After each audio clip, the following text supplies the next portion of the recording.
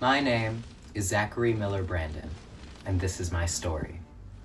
If I could just have a few moments of your time, I think that everyone can benefit from what I'm about to share. But be warned, this story is not for the faint of heart.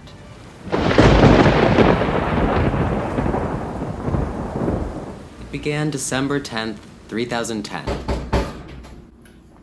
That was the day I got the news that changed my life forever. Zachary Miller Brandon, by the order of our Supreme Leader, President Calister, we regret to inform you that your sister's life has been brought to a close. Her ship was lost in an unforgiving storm on the high seas. We remember Angel Elizabeth Brandon for her service to our great country of the ranks. Have a good day, sir.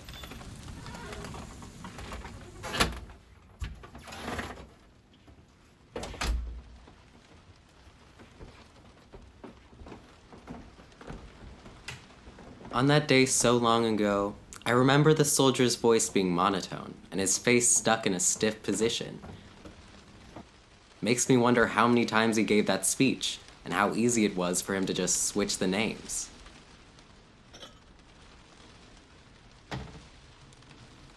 Her life has been brought to a close. He meant death, of course. Our Supreme Leader hated that implication, though. No one wants to admit that there are hundreds, thousands even, dying for their cause. And President Calister was no different. Should I be more sad? This must be a dream. Protect my baby girl. Protect her for me, okay? Frosted Flakes is my favorite cereal. Bet you didn't know that, did you, big brother?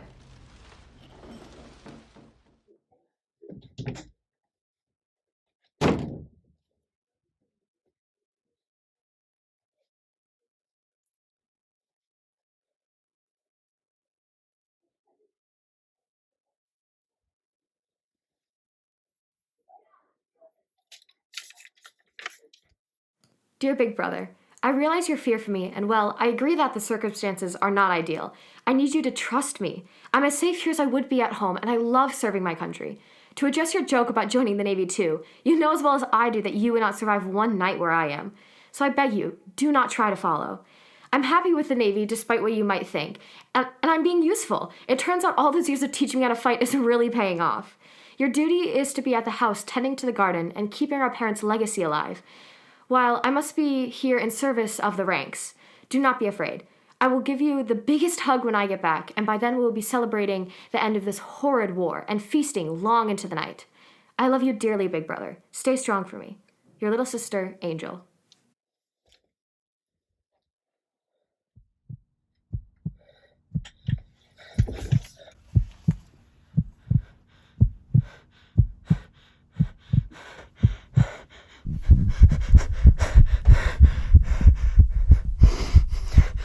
Breathe. Just breathe. In through your nose, out through your mouth. Breathe. Just breathe.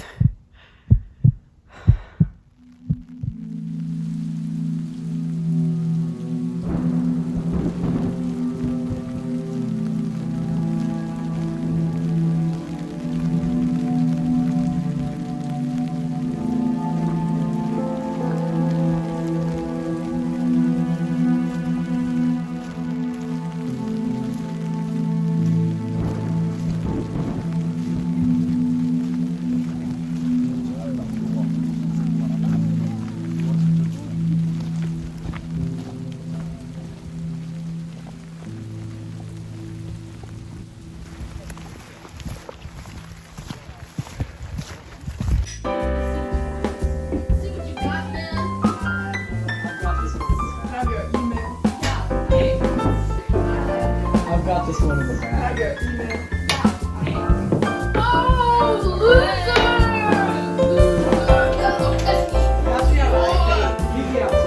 Hey, you guys, shut up! Who's so shy, man? I'm gonna eat my peanuts here. What peanuts?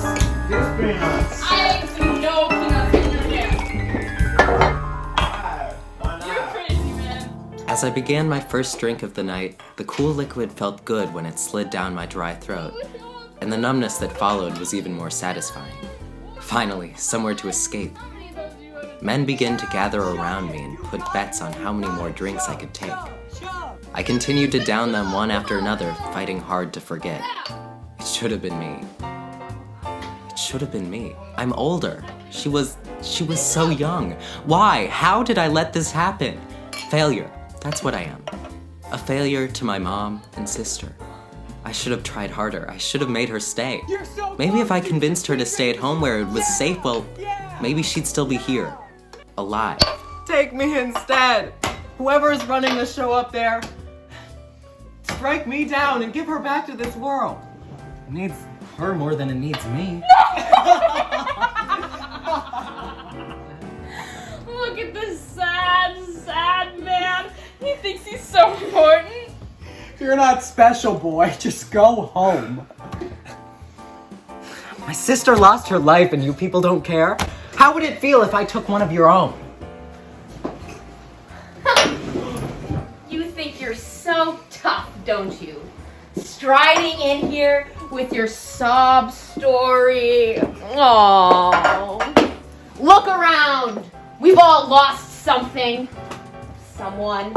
You're not special. And you have no right to be yelling that loud in my pub. If you have a problem with my terms, you can take it up with me. Raven Rosanna. You don't mess with her. Oh, do you just want to run away? Go back to your sister? Oh, wait. You can't! Let's go. All worries about getting hurt fade away at this moment. I need something to punch, and right now, Raven is the closest target.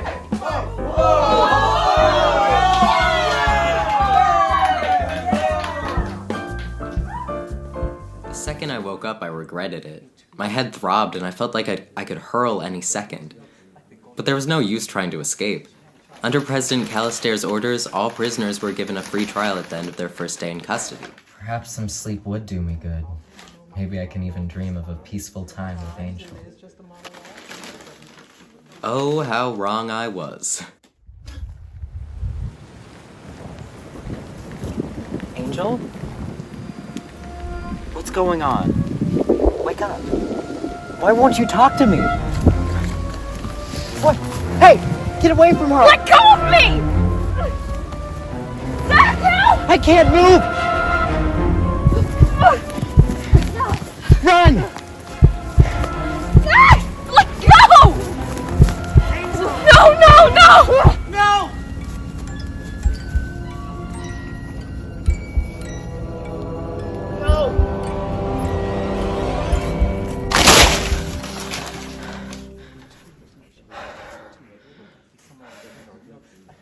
Wouldn't have mattered if I was there or not.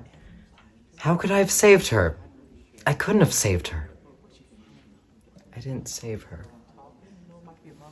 How could I ever be happy with her screams echoing in my head? So instead of even trying, I just hide in my own thoughts on the cold, hard floor. I can't move and I can't sleep, so instead I just wait. The guards released me at exactly 1800 hours on the 15th of December. My trial went well and all charges were dropped, seeing that it was just a late-night scruff at the local bar. Strength had all but left my body though, and the tough guy act from a few nights ago had definitely vanished. I'm trying to figure out where I am going and what to do next when all of a sudden an alert from my phone goes off.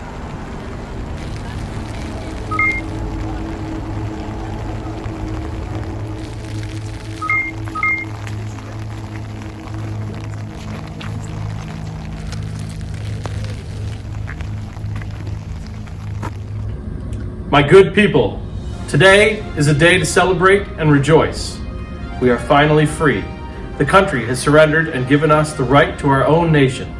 We, the people of the ranks, can now finally call the place our true home and move on in peace and hope for tomorrow. The war is over. Let the party begin. All I could think about at this moment was that all of the people around me were celebrating with those they love. But not me. If they want to celebrate, they should have to pay for it like I am.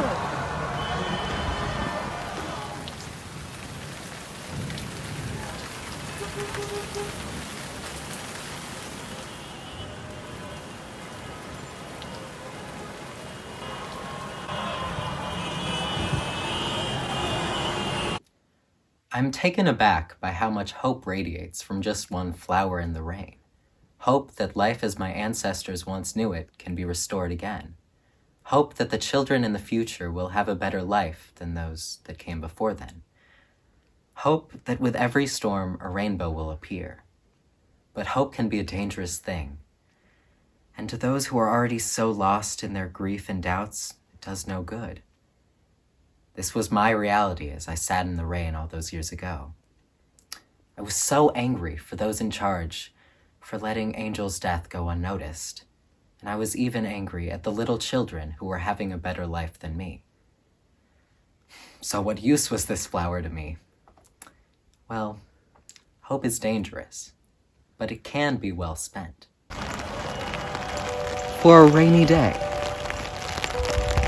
When this is all over, I will need the comfort of a beautiful thing. I knew at this moment there was no time for hollowness or grief anymore. Now my only mission was revenge on all those involved in this pitiful war, the war that got Angel killed. Even though the war is over, they have all made an enemy out of me. I make myself a silent promise. A promise to my mom, sister, and the world. A promise that I knew I would do anything to keep. Angel's legacy will be avenged.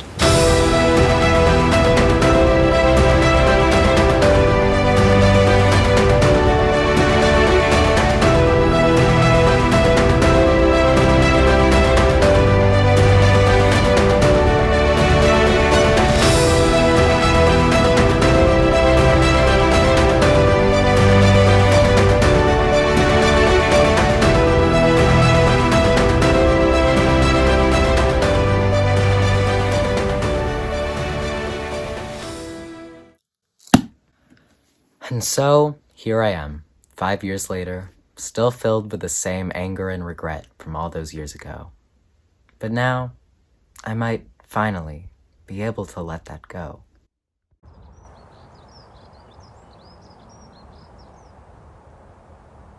This is where my sister's memorial is. The single last piece of her I have sitting here by the water. Bit ironic, isn't it?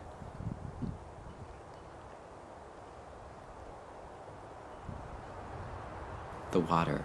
What strange memories I share with it. Hello again. What's this? For a rainy day. For a rainy day. I lean down, my muscles fight against this motion. For the past 5 years, all they have done is fight, fight, fight. Not 1 second of relief. Every dusk and every dawn I am tense and on edge.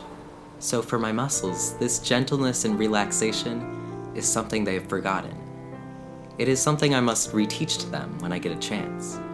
Yes, my hands are stained red from the lives I took, and yes, their names will haunt my dreams. However, I can finally let go of the pain and burden and the regret. Thank you, Angel. Thank you for reminding me who I am. Feeling creeps into my heart. It is not like emptiness or guilt. No, this feeling I've not felt in a very, very long time. It is so strange and new, I barely remember the name. Peace. After so many years of violence and grief, I'm finally at peace.